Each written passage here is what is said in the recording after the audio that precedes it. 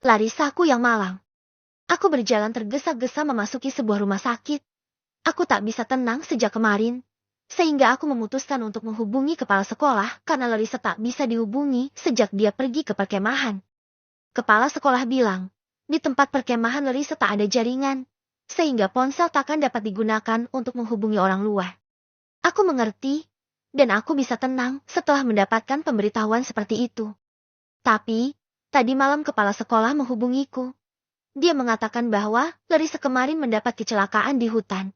Dia terpeleset jatuh dan tergantung di tengah-tengah jurang yang tinggi, sehingga perkemahan hanya dilakukan 2 hari 1 malam. Rombongan camping memutuskan untuk kembali setelah Larissa mengalami kecelakaan itu. Para pengawas menjadi cemas akan kejadian yang sama bisa saja terjadi lagi. Terlebih lagi para murid yang masih syak karena menyaksikan sendiri bagaimana Larissa menggantung di tengah-tengah jurang yang dalam. Setelah mendapatkan kabar itu, aku segera memesan tiket untuk pulang. Aku sengaja mengambil penerbangan paling pagi, agar bisa secepatnya sampai. Kepala sekolah bilang, Larissa sangat tertekan. Dia terus menangis, tubuhnya menggigil. Tak ada yang bisa menenangkannya, sehingga dia memintaku untuk pulang. Aku secepatnya pulang, meminta Vera dan yang lainnya tetap melanjutkan pekerjaan yang belum selesai tanpa aku. Tak berapa lama, aku sudah memasuki koridor rumah sakit. Aku mencari kamar rawat Larissa. Aku melihat seorang pria memakai seragam olahraga berdiri di depan kamar Larissa dengan ditemani 2 wanita yang sama-sama memakai seragam olahraga juga. Itu pasti guru-guru yang mengawasi mereka selama perkemahan. Aku menghampiri mereka. Kalian gurunya Larissa? Tanyaku saat aku telah dekat dengan mereka. Ah, iya, saya Rendra Pak, guru olahraga Larissa. Dan ini Bu Jovanka juga Bu Sahara. Mereka guru fisika dan matematika Larissa. Pria bernama Rendra itu memperkenalkan diri, lalu memperkenalkan 2 wanita di sampingnya yang memakai kacamata dan satunya lagi berhijab. Saya Jason, saya omnya Larissa. Aku memperkenalkan diriku sebagai omnya Larissa. Ada apa sebenarnya? Aku ingin tahu kejadian sebenarnya. Begini Pak, kemarin kami melakukan kegiatan jelajah di hutan. Kami sengaja membuat kegiatan itu untuk menambah wawasan anak-anak tentang kehidupan alam liar. Awalnya, semua berjalan lancar saat kami pergi, bahkan anak-anak juga tampak asyik melakukan perjalanan itu. Mereka bernyanyi dan tertawa sambil berjalan. Tapi ketika kami dalam perjalanan pulang ke perkemahan, tiba-tiba Larissa terperosok dan jatuh tanpa sempat teman-temannya tangkap. Beruntungnya, Larissa berhasil menggapai sebuah akar pohon yang besar, sehingga dia menggantung di tengah-tengah jurang. Saya dan anak-anak lelaki berusaha menarik Larissa.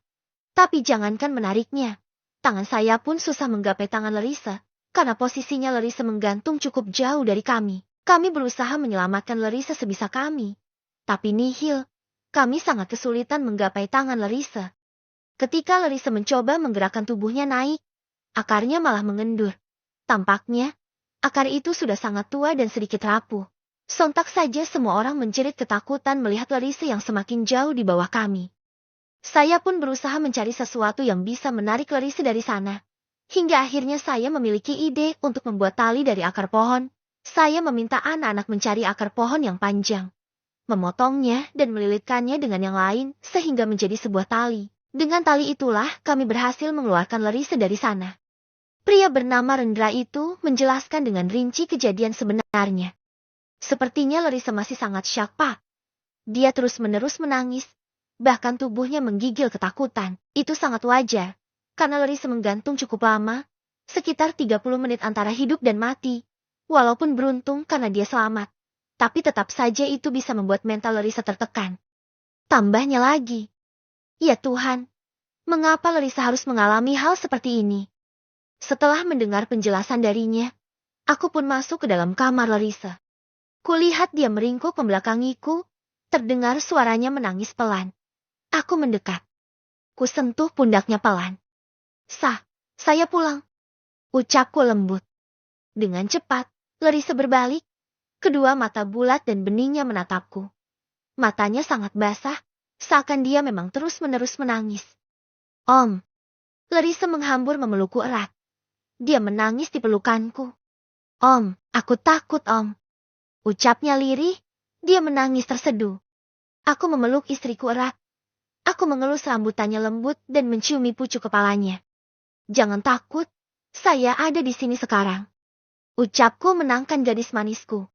Aku takut Om, sangat takut. Ucapnya lagi, isakannya semakin kencang. Saya ada di sini. Jangan takut lagi ya. Aku mengelus punggungnya. Kurasakan tubuhnya menggigil. Benar apa yang diucapkan mereka.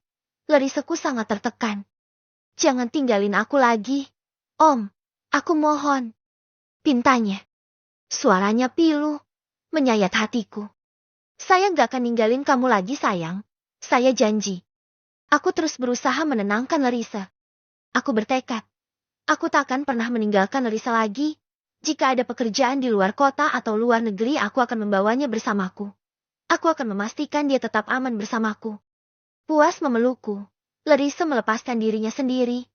Kulihat dia sedikit lebih tenang, walaupun masih terisak. Aku kira aku gak akan pernah ketemu Om lagi.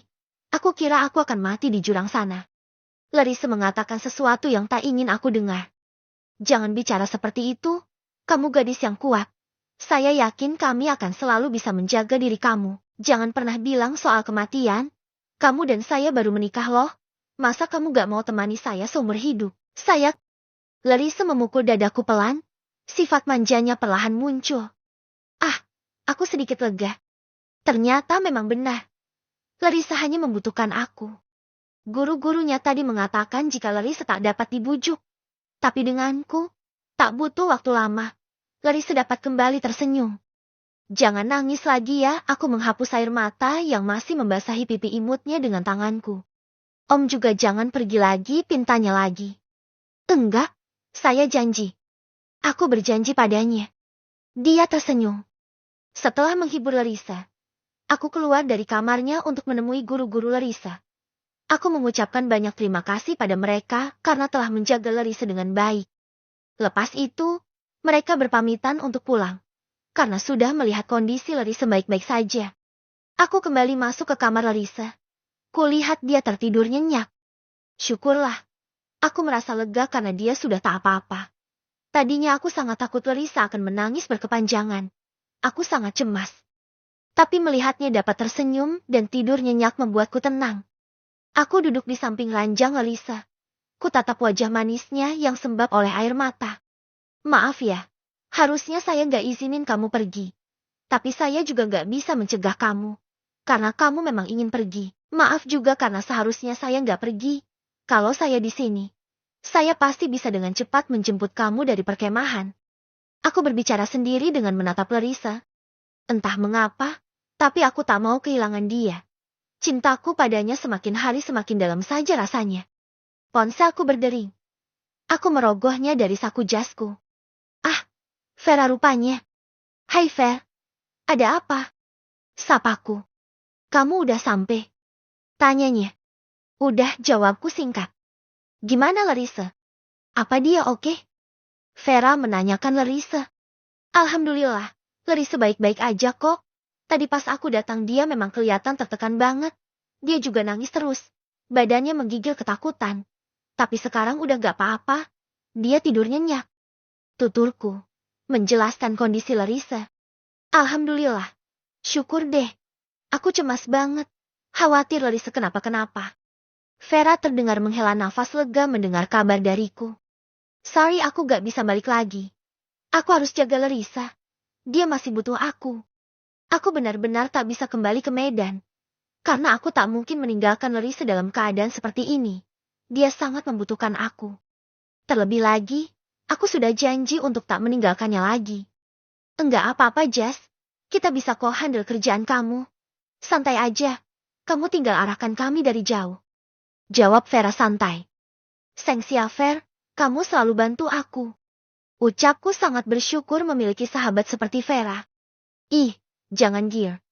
Gak gratis loh. Nanti aku pulang kamu harus traktir makan sepuasnya sama yang lain.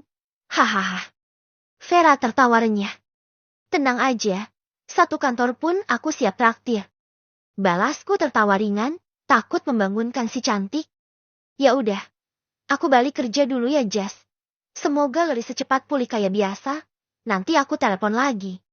Vera berpamitan. Oke, bye. Aku menutup sambungan telepon. Aku menghela nafas lega. Sesungguhnya tubuhku lelah. Aku ingin beristirahat sejenak. Aku meletakkan kepalaku di tepian ranjang Larissa. Aku menguap beberapa kali. Mataku mulai berat dan aku tertidur juga.